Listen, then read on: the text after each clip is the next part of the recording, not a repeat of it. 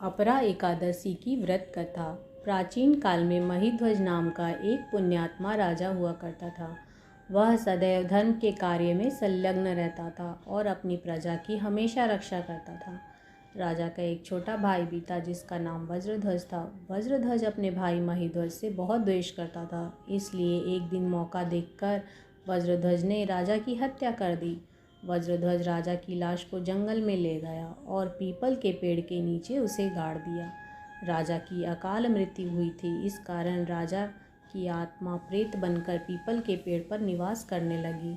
जो भी व्यक्ति उस पीपल के पेड़ के नीचे के मार्ग पे जाता, उसे राजा की प्रेत आत्मा बहुत परेशान करती थी। इस बात से वहाँ के गुजरने वाले लोग अत्यंत भयभीत थे।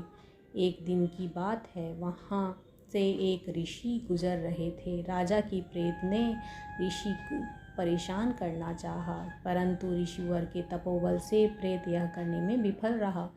ऋषि जी ने प्रेत से यह सब करने का कारण पूछा। राजा की प्रेत आत्मा ने ऋषिवर को सब कुछ सच सच बता दिया। इस पर ऋषि जी ने राजा को प्रेत योनि से मुक्त होने का उपाय बताया। ऋषिवर ने कहा, हे वत्स, तुम ज्येष्ठ मास की कृष्ण पक्ष को आने वाली अपरा एकादशी की व्रत का पालन करो, पूरी विधि विधान से संपूर्ण करो। तुम्हें इस व्रत के प्रभाव से तुमको अवश्य लाभ मिलेगा। यह बहुत ही पुण्यकारी व्रत है। ऐसा कहकर ऋषिवर वहाँ से चले गए। प्रेत ने भी ऋषि के कहे अनुसार अपरा एकादशी की व्रत का पालन किया और व्रत कथा पढ़ी। इस व्रत के पुण्य प्रभाव से राजा की प्रेतात्मा प्रेत योनि से मुक्त होकर स्वर्ग लोक गई। ऐसी है अपरा एकादशी व्रत की कथा का महिमा।